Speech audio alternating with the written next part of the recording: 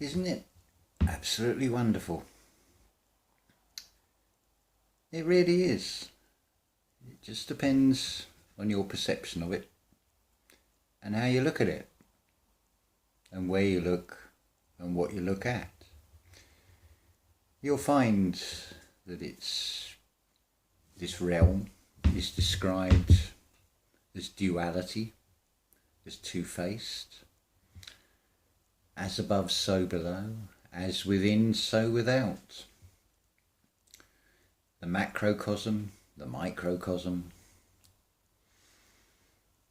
But you know, the funny thing is, it's like this two-faced Janus god. It's two different ways of looking at the same thing. It's hearts and diamonds, or is it clubs and spades? It's two polarities. But it's funny, it always comes back. Let me paint you a picture. I'm going to invite you onto a little journey, a sojourn, the J and the G, soft or hard G. So let's make it hard, let's make it a sigorni instead of a sojourni. And not on your knees either. And we do a bit of weaving, and we come to a character called Ripley, rest in peace, lie, for example. And I refer to the series of films called Alien. Now, a lot will point to there being a lie in Alien, but there's also a hidden truth. Just like your experience that you're going through around you in the external world, you'll see things that may look unpleasant. Now, I'm going to leave this to your mind's eye to create what you want from this and what monsters you want to see. It will appear to be unpleasant, but remember, it's just a film, it's just an illusion. So what have we got with this alien? It's a response to a distress call whilst on a return to Earth. And the curiosity of answering that distress call doesn't end particularly well, shall we say. But let's look at what we've got with this. It starts with a seed. Out of that seed hatches this little, almost like a cross between a crab and a scorpion with a tail. And of course it jumps up on the faces. The tail goes round the neck and grips tightly. We find out that this thing has acidic blood. And it ingests and implants a seed, which after a while, after coming out of this coma, from this experience of this thing going on your face, you feel all right for a while, but it all bursts out from the heart. And then as we go further into this film, what do we find? We find the mother of these seeds. It looks to be, across all these alien films, that this mother is self-begetting. There's no other alien. There's just one mother alien that produces and plants all these seeds. So these seeds can then be ingested and plant a new seed that bursts out through the rib cage. Rather horrific. With this alien, you've got this double row of teeth. You've got this dripping saliva. You have a tongue that comes out with a nasty little mouth with another set of sharp teeth, just like words. And then if we follow this through with the second film, Ripley is catapulted forward in time to Earth again, to a time where she discovers that her daughter has already died. She was an old woman. She stayed here. Where was I? I had to pause it for a minute. So Ripley comes back down to Earth in an unknown future, too late. And she finds herself in a position where she's got this corporation, rather annoyed that she's destroyed a piece of their property. But they'll accommodate you. They'll give you a low-paid, low-grade job, set you up with a little flat, and keep tabs on you. And then if we follow this alien film through to the third one, it culminates with Ripley sacrificing herself and taking the alien with her. Just as it bursts out, she keeps a hold of it. And they're both consumed in the molten, it'd be crucible, I suppose. So let's have a look at this, what we've got here. It sounds rather gory and unpleasant, and it's an illusory physical play out. So we go back to this alien mother. Remember before I said it's like looking in the mirror of a crazy house and seeing distorted images, and you need to see the mirror and the reflection and reflect upon it and what it is showing you. Because within this alien, not only is there a lie, there is a truth.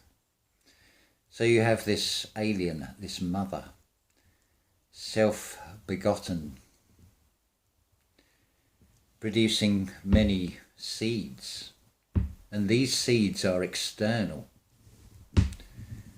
but they go over the face. So what are they doing?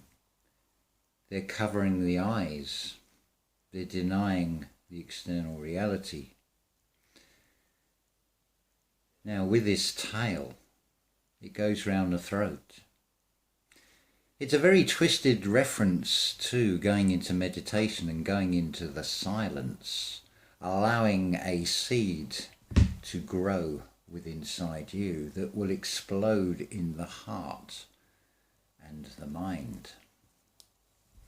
In the metaphysical, not in the physical. But of course it is just a film. But it's fascinating what these films show. When you start to see what they are reflecting, you have to start wandering and wondering.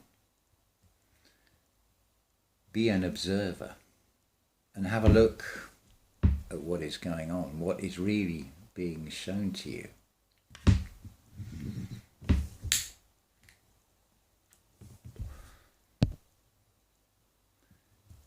So, I ask you, how believable do you think those alien films are?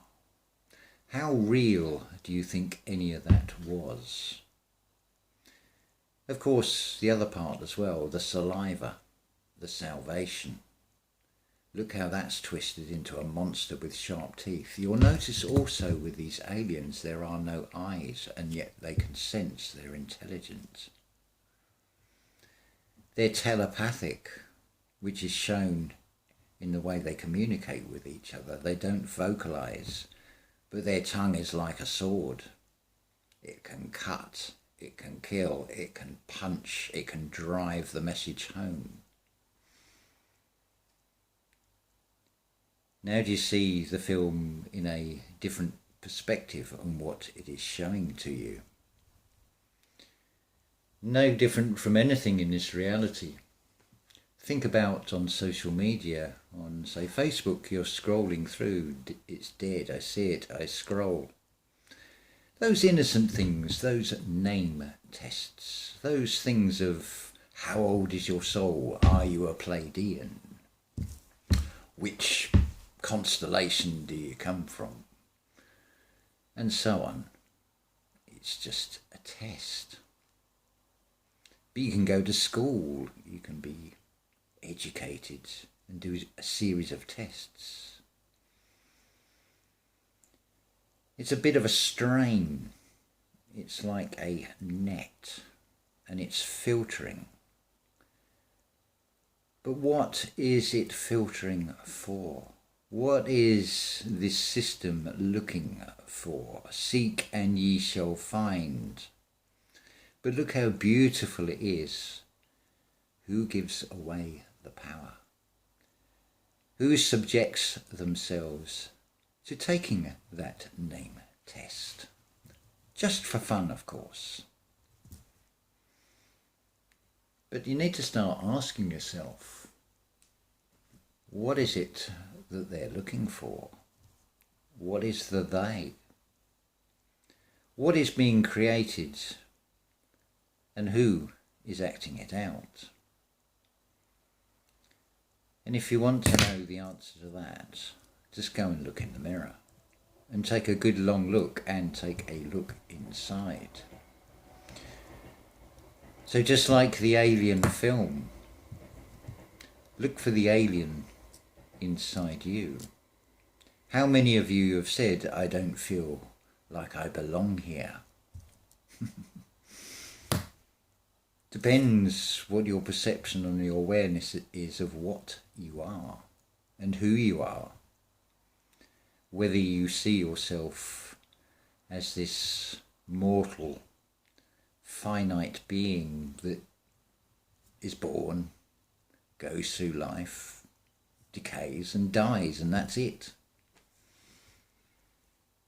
Something like, I would imagine, probably we're looking about 80-85% of the entire population of humanity, however many there are, have some sort of idea or belief in something, some God, some creator. Out of that 80-90%, whatever it is, I wonder how many of that percentage feel that that source, that creation, is actually within inside themselves. Where is that seed? Are you doing this at what you see? Are you doing at what you see?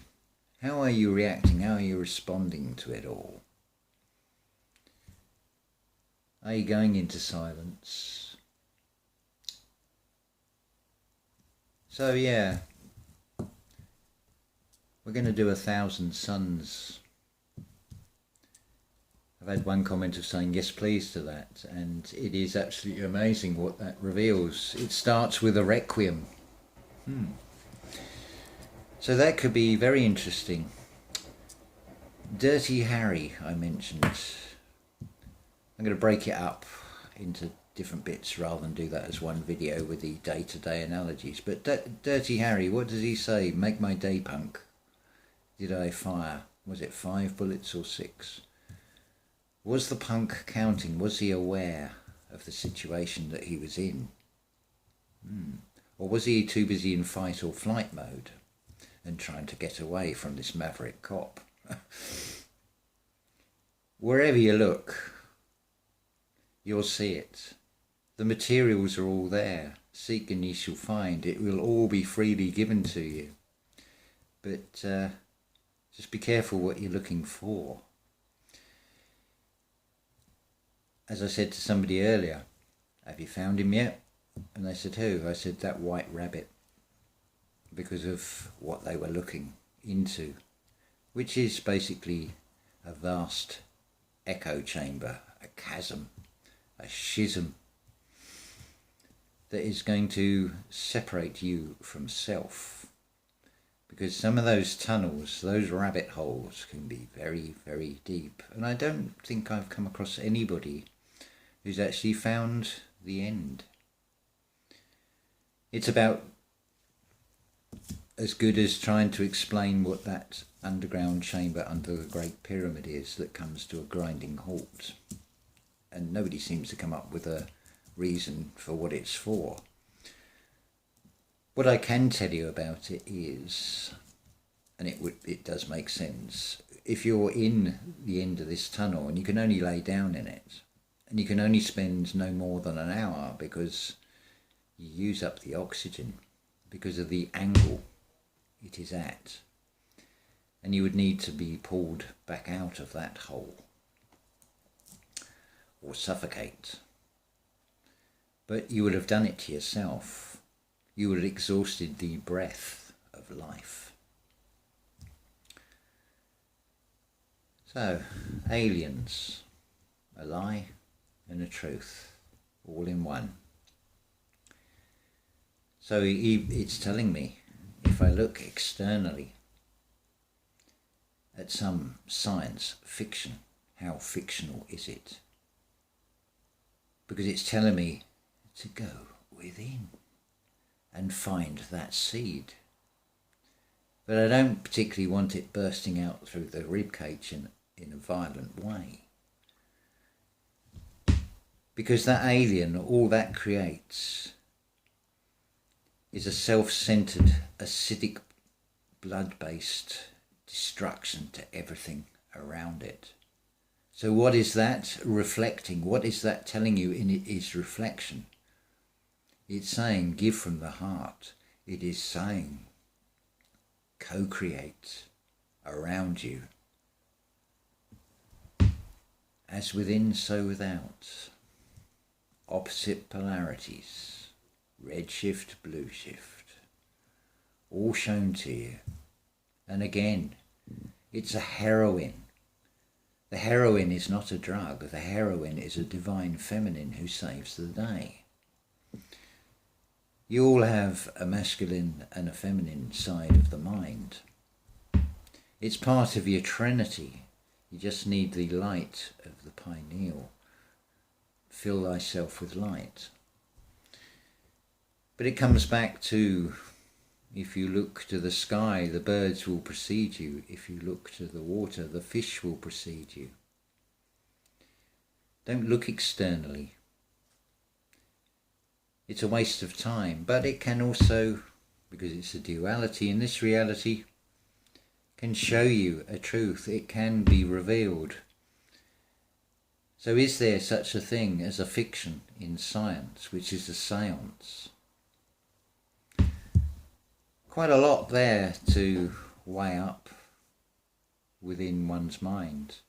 Think about why the alien has no eyes, and the seed that it plants, and see it in its opposite form.